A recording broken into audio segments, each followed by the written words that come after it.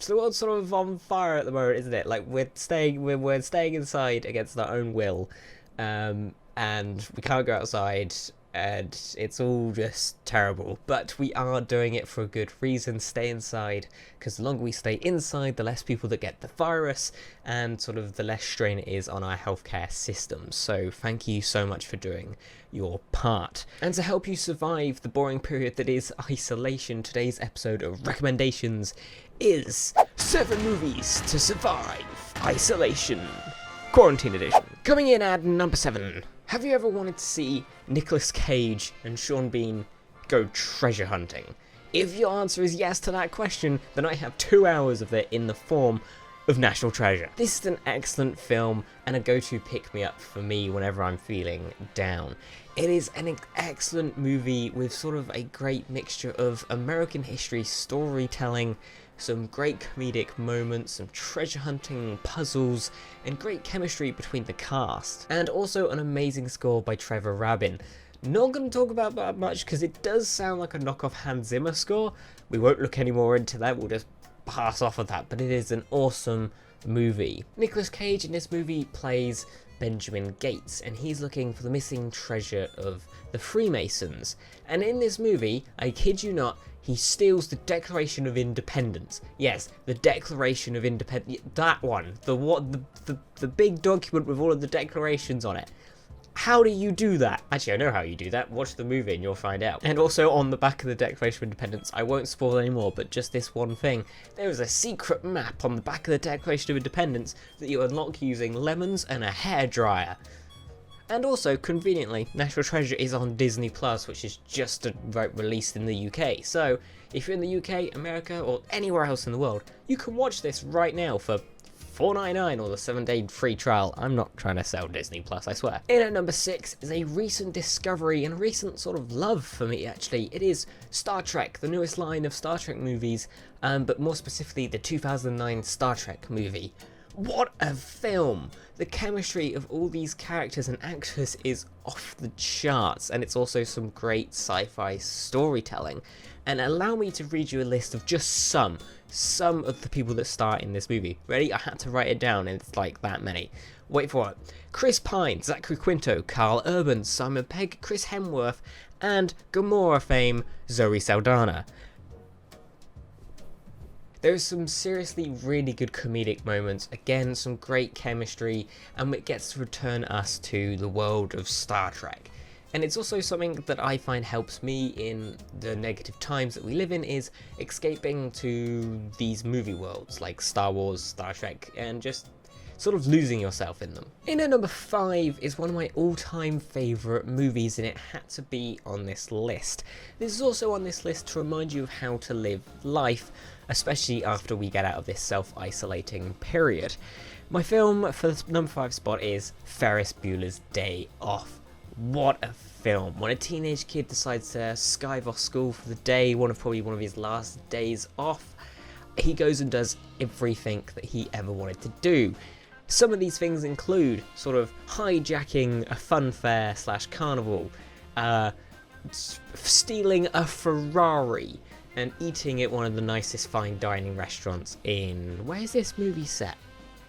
America. This movie has it all. If you want an hour or so to live life through Matthew Broderick's eyes, Ferris Bueller's Day Off is the one for you. Next up, at number 4, is a film that doesn't get enough credit. It is Game Night. Game Night is what happens when you get a group of friends that play board games every week, play a murder mystery dinner, which turns into a real murder mystery.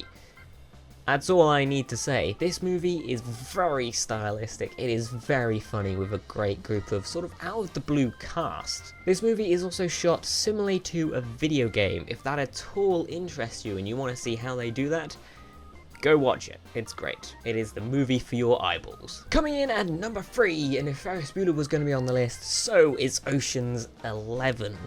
Is also one of my favourite movies of all time. A film about a newly released from prison George Clooney, or Danny Ocean, who wants to get revenge on his ex-wife's new husband. I think husband. Not sure. Should probably know that. Basically, he does this by knocking over 3 of his casinos, the Bellagio, the MGM Grand, and the Mirage. I got it. I really should know all of this stuff. This is the heist movie of all heist movies. If you like heists, this is the movie to watch. It's also super stylish and just a fun watch. The cast, again, like Star Trek, is immense, and I'll list it off for you. We're talking George Clooney, Brad Pitt, Matt Damon, Don Cheadle, and much, much more. It's sleek, it's sexy, it's stylish, and has one of the best scores in Hollywood. I'm quoting that, nobody else is. Probably just me. It's still really good. Coming in at the number 2 spot, when you put Sam Jackson and Ryan Reynolds in the same movie, you get The Hitman's Bodyguard. And what a movie this is. I think I watched this movie 5 times in a week in a row. It was that good. This movie is so funny, and Ryan Reynolds and Sam Jackson just work so well against each other. This movie is literally what it says on the tin. It is The Hitman's Bodyguard. So when Sam Jackson has this incriminating evidence against this leader of a terrible sort of cult, Sam Jackson has to get this information and evidence to court. But of course, people are going to try and kill him on the way to stop him getting that evidence to the court, so Ryan Reynolds has to step in and protect him for like 24 hours. That's all I'm going to say. Go watch The Hitman's Bodyguard. Ryan is sarcastic as ever, and Sam Jackson swears a lot. What else do you want to know? And finally, at the number 1 spot, the last film to cure your boredom is... It's The Internship. You probably weren't expecting that. What's this you say, an Owen Wilson, Vince Vaughn film that's actually good? Yes, this film is absolutely awesome. The Internship is about 2 really old, like, salesman guys stuck in an age with technology, and they lose their jobs and they decide to go and get an internship at Google with no sort of idea what coding is or computers, and they have to survive and win in a summer program of internships with a bunch of like geeky kids. They learn to get along with each other, and, well, you'll find out the rest. They also play a real game of Quidditch in this film. This is a hilarious movie and well worth the watch. It makes you feel good. I also want a sequel, so if enough people watch it on streaming services now, they might see, oh hey, they want a sequel to this and they'll make it, and then you'll all come to me and go, oh my god, it's such a good movie. So go watch it. Okay, that's your recommendations for this week. That is 7 movies to fend off boredom whilst in isolating against this terrible virus. I hope you all are staying safe. We're going to be streaming mostly all week, sometimes taking a bit of a break, but yeah, we're going to be streaming to sort of get you out of the boredom if you want to come along and watch. Yeah, we're going to be streaming probably Animal Crossing, maybe some Pokemon, maybe some sort of PlayStation games, we don't know, whatever takes our fancy that day. Yeah, so stay safe, wash your hands, stay inside if you can, and I hope you all are doing okay. If you need somebody to talk to, comment down below, we'll try and help you out. Thank you very much for watching. I've been Harry Gray from Mcguffin, and can you do me a favour? Can you have a great day? Thank you.